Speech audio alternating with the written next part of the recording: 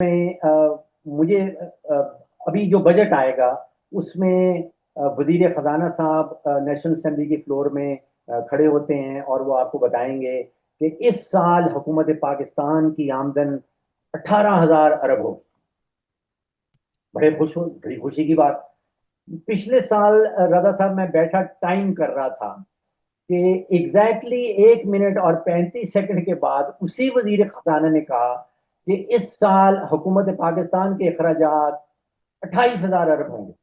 मैंने हाँ। बताया आपकी आमदन अभी आपने हमें बताई कि 18,000 है और आप कह रहे हैं कि हमारे अखराजात 28,000 होंगे। तो उसके बाद फिर ये दिफा वाला मामला क्या बनेगा? देखिए, जब तक ये 18वीं तरमीम की फाइनेंशियल शिकें जो हैं वो कायम व दायम है, तो फिर तो आपको जब इस साल वजीर खजाना बताएंगे कि 18,000 अरब की आमदन है विफाकी हुकूमत की, उसमें से 10,000 अरब जो है वो तो सूद की मद में देना है, बाकी जी। बचा 8 अरब। 18वीं तरमीम के तहत वो 8 अरब सूबों में बांटना है। इन दो अखराजात के बाद विफाकी हुकूमत के पास, रजा साहब, कितने पैसे बचे? बहुत ही ना होने के बराबर। सिफर हो गया। जी। और अभी दिफाई बजट 2,500 अरब का बाकी है।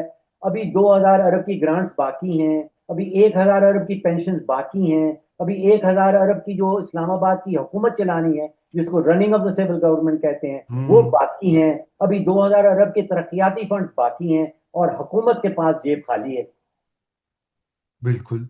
तो तो अब इसका मैं सोचता रहा कि बाकी दुनिया में क्या होता है। हम्म। देखिए, जर्मनी का जो विफाक का फेडरल बजट है, उसमें जर्मनी के अपने सूबे जो हैं वो उसमें कंट्रीब्यूट करते हैं। कनाडा के सूबे आपको पता है कि वो कन्फेडरेशन है, उसके सूबे नहायत ही इंडिपेंडेंट हैं। जी हाँ। तो विफाकी डिफेंस बजट है, उसमें सूबे अपनी अपनी कंट्रीब्यूशन वॉलंटरी बेसिस पे भेजते हैं। ब्राजील में यही हो रहा है, मेक्सिको में ये हो रहा है। तो यहाँ पे पाकिस्तान में फेडरल गवर्नमेंट के पास तो सूद की मद में जो एलोकेशन है और सूबों को देने के बाद जो पैसे हैं, फेडरल हुकूमत खाली हो जाती है। करेक्ट। करेक्ट। अब उसमें आर्गुमेंट रजा साहब ये बनता है कि जो दिफा हो रहा है अ, वो सिर्फ इस्लामाबाद का नहीं हो रहा। हम्म। दिफाई बजट जो है वो तो सारा बोझ इस्लामाबाद के ऊपर है, लेकिन दिफा पूरे मुल्क का हो रहा है। That's right. इसी तरह बिल्कुल। जो 10,000 अरब सूद की मद में दिया जा रहा है, जो कर्जा लिया गया था, वो इस्लामाबाद के ऊपर नहीं खर्चा गया था, वो पूरे मुल्क के ऊपर खर्चा गया था। लेकिन उस कर्जे की जो वापसी हो रही है, वो सारा बोझ इस्लामाबाद के ऊपर पड़ रहा है। हम्म। तो कुछ दुरुस्त। नजर षानी की जरूरत है, कुछ आप इसको कहें कोई रिफॉर्म्स की जरूरत वो आपकी बात बिल्कुल दुरुस्त है। और ये इसके ऊपर ऑलरेडी एक गुफ्तगू स्टार्ट हुई है।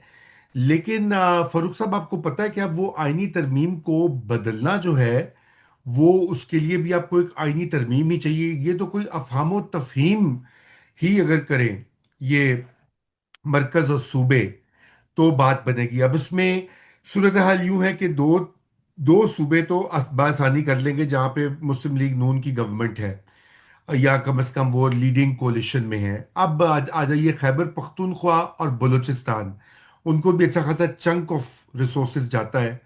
बलूचिस्तान से भी मसला नहीं होगा। सिंध सिंध का पहले से आपको पता है ये मौकफ रहा है, 18वीं तरमीम के वो खालिक समझते हैं। हो सकता है कि प्रेसिडेंट हैं जरदारी साहब, वो भी मुल्क के वसीतर मुफाद में कर ले समझौता। तो खैबर पख्तूनख्वा का क्या होगा? और यही वजह है कि वहां पे तो फटा होगा।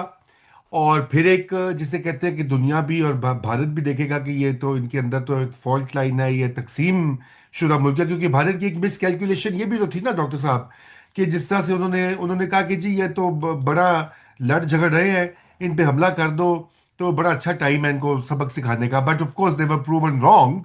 लेकिन असेसमेंट्स तो यही करते हैं लोग, सोशल मीडिया देखते हैं आजकल के ज़माने में।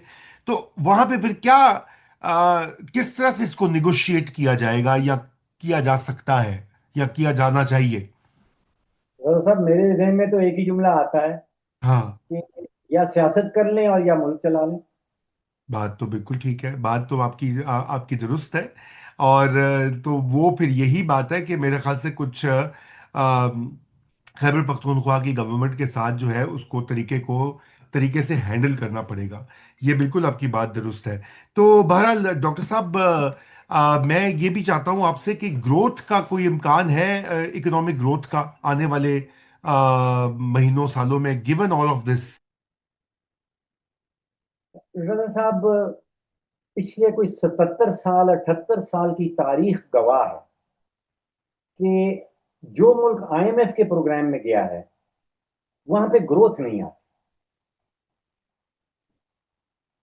अब वो आइंस्टाइन कहा करता था कि वो डेफिनेशन इंसैनिटी की दिया करता था। हाँ हाँ हाँ हाँ वो हाँ कहता था कि एक ही तजुर्बे को आप दोहराते चले जाएं और इस तवक्को में बैठें कि नतीजा फर्क निकलेगा। वो हाँ, कहता है ये बेवकूफी की डेफिनेशन। तो अब बिल्कुल। 26 प्रोग्राम तो हम कर चुके हैं और आपका सवाल है कि ग्रोथ के कोई इम्कानात हैं या नहीं।